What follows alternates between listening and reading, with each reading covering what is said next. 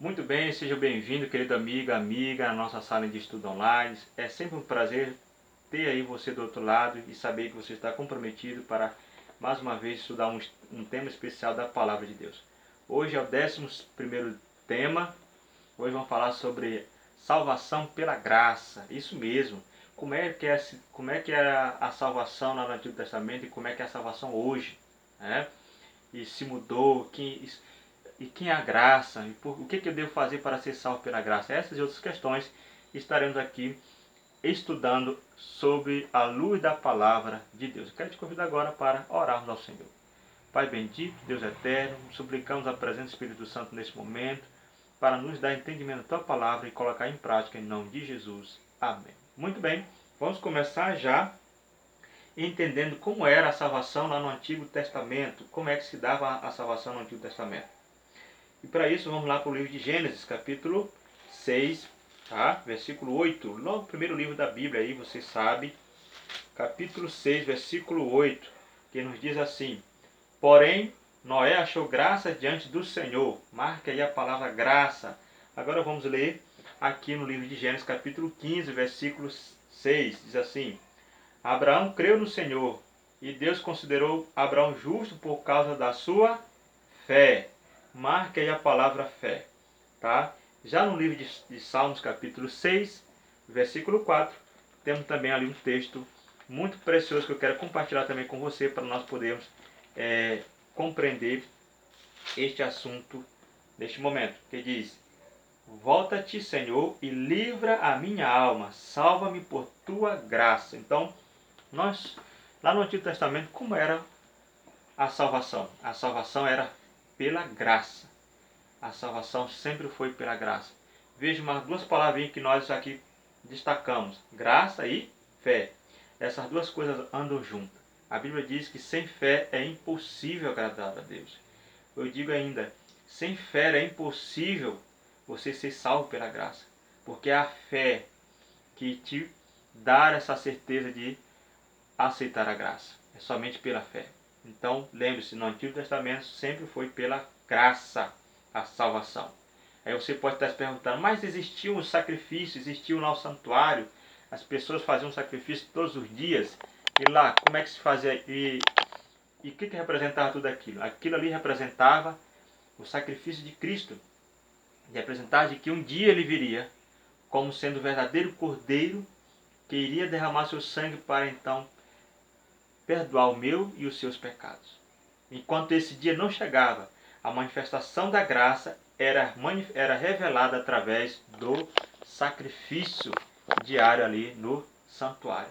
Então, o santuário representa o que Jesus está fazendo hoje no céu, no santuário celestial, sendo o nosso sumo sacerdote. Né? O nosso sumo sacerdote, aquele que está intercedendo por mim e por você. Isso não é maravilhoso? Então, você quer ser salvo pela graça? Atente para um detalhe. Quem é a graça? Vamos entender isso já daqui a pouco. Mas, por enquanto, vamos ver agora como é que é a salvação agora no Novo Testamento. Se nós já vimos no Antigo Testamento que era pela graça, e no Novo Testamento, como é a salvação? Como é que se dá a salvação? Existe outro método? Ou é pela graça também? Vamos lá. Abra então a sua Bíblia no livro de Atos, capítulo 15, versículo 11. Já estou abrindo a minha Bíblia aqui. Se tiver um pouquinho rápido, querido, você pode marcar o texto e depois você pode ler aí com muita calma, tá bom? Atos capítulo 15, versículo 11, que nos diz assim: Mas cremos que fomos salvos pela graça do Senhor Jesus, como também aqueles o foram. Então, no Antigo Testamento foi salvo pela graça, salvação pela graça. E no Novo Testamento também salvação pela graça. Isso não é maravilhoso? Sim, isso é muito maravilhoso. Lá no livro de Efésios, capítulo 2, versículos 8, 8 e 9, lá também nos fala uma coisa muito preciosa, importante, que diz assim, ó: Pela graça sois salvos, mediante a fé, isso não vem de vós, é dom de Deus, não de obras, para que ninguém se glorie. Então veja, nós não somos salvos pelas obras, nós somos salvos pela graça. E isso é um dom de Deus. E para que eu seja salvo pela graça, eu preciso aceitar o dom de Deus, essa graça maravilhosa. Tá? Alguém pode dizer assim, mas vocês guardam os mandamentos, né? Vocês guardam os mandamentos, vocês querem ser salvos pela guarda dos mandamentos. Nós não queremos ser salvos pela guarda dos mandamentos. Nem poderíamos, porque a Bíblia diz aqui que nós não podemos ser salvos pelas obras. As obras não nos salvam, mas somos salvos pela graça. Mas quem quer ser salvo pela graça precisa guardar os mandamentos de Deus. Precisa obedecer a Deus. Você já imaginou você querendo ser salvo pela graça, mas desobedecer a Deus? Não obedece a Deus? E como é que você obedece a Deus? Guardando os seus mandamentos. Tá? Obedecendo a palavra. Vamos adiantando. E o que Jesus então fez para nos salvar? Lá no livro de Romanos, capítulo 5, versículo 8, ali tem uma expressão, tem uma palavra maravilhosa, dizendo o que Jesus fez para nos salvar. 5, versículo 8, já estou aqui com a minha Bíblia aberta, no capítulo 5 de Romanos, versículo 8, que diz: Mas Deus prova o seu próprio amor para conosco, pelo fato de ter Cristo morrido por nós, sendo nós ainda pecadores. Então o que Jesus fez? Jesus morreu, meu querido. Jesus morreu no meu lugar e no seu lugar, para que você pudesse ser perdoado, para que você pudesse ter chance de salvação. Do contrário, nós estaríamos nós estaríamos ali condenados à morte eterna. Você já parou para pensar isso? É somente aceitando Jesus como meu Senhor e Salvador é que eu poderei ser salvo de todo o pecado e ser salvo para a vida eterna.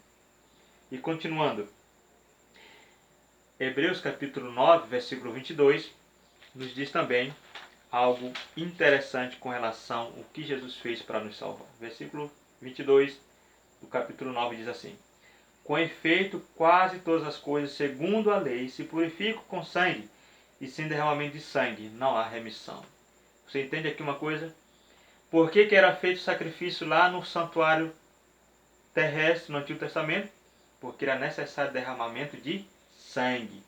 Porque a Bíblia diz, sem derramamento de sangue não há remissão de pecado. E por que Jesus teve que morrer na cruz? Porque teria que derramar seu sangue para redimir o seu pecado, para te purificar dos seus pecados e para me purificar dos meus pecados. Jesus não vale ser escolhido por você? Será que Jesus não pode tomar a posição primária na sua vida? Será que Jesus hoje não poderia ser o seu Senhor e Salvador da sua vida? O que você quer mais que Deus faça por você? Pois tudo Ele já fez. Agora Ele espera que você faça a sua parte. Qual é a sua parte? É reconhecer Jesus como Senhor e Salvador da sua vida. É reconhecer Jesus como sendo a graça. E aceitá-lo como Senhor e Salvador. E obedecer a palavra.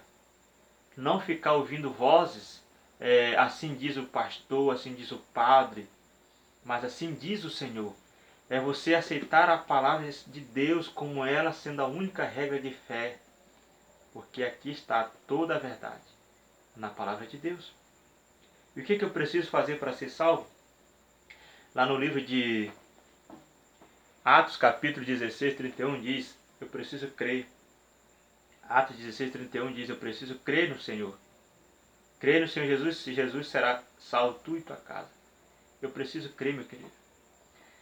Não basta querer ser salvo, eu preciso crer em Jesus. E o que mais? Atos 3,19 diz, arrependei-vos e convertei-vos para que seja o quê?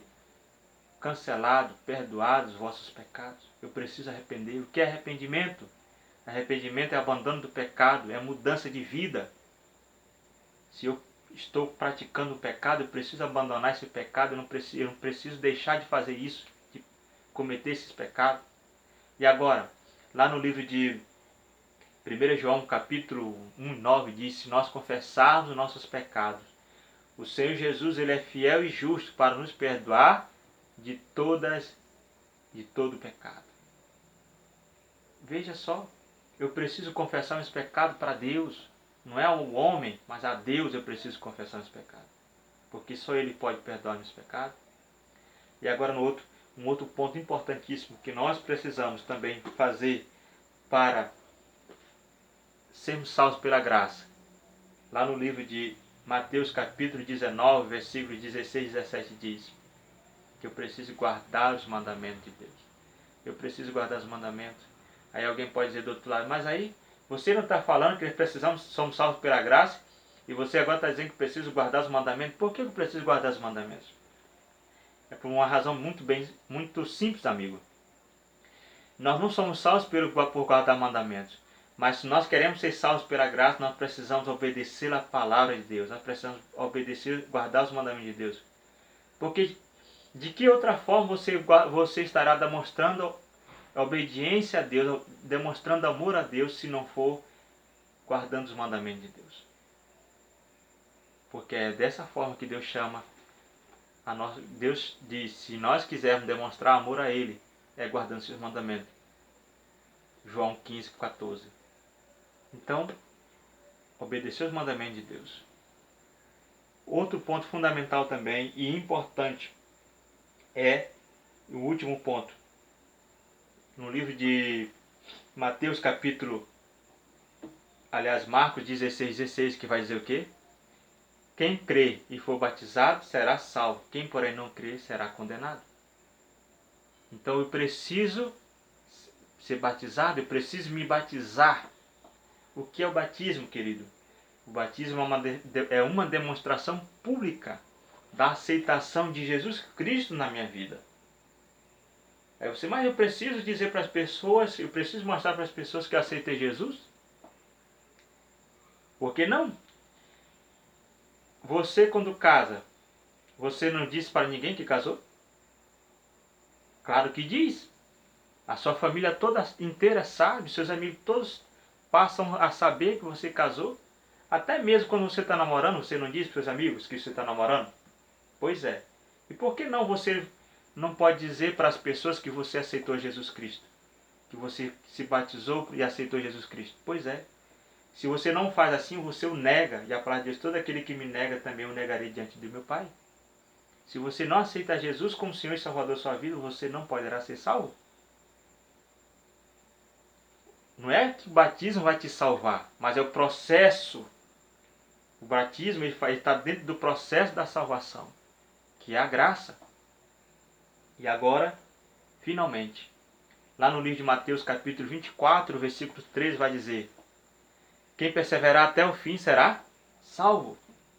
Então não adianta fazer todo esse processo e no final das contas desistir, largar, negar a Deus e desistir da caminhada. Porque se eu aceitei Jesus e vivi uma caminhada com Ele, mas no fim da jornada, perto da jornada, de concluir a jornada, eu desisti, o que acontece comigo? Vou me perder. Mas se eu perseverar até o fim, mesmo com toda a dificuldade, a palavra de Deus diz que eu serei salvo. Então Jesus hoje está te chamando para viver, para aceitá-lo como Senhor e Salvador. Aceite Jesus hoje. O que te impede de ser batizado hoje? O que te impede de aceitar Jesus Cristo como teu Salvador? Querido, onde você está hoje, coloque-se de joelho, arrependa-te, confesse o pecado a Deus, porque Ele perdoa os teus pecados e te dará uma vida nova. Mas para isso você precisa crer, você precisa se arrepender, você precisa confessar. Você precisa aceitar Jesus, ser batizado e, finalmente, perseverar nessa caminhada cristã com Cristo e serás salvo tu e tua casa. Que Deus te abençoe e te guarde, hoje e sempre. Em nome de Jesus. Amém.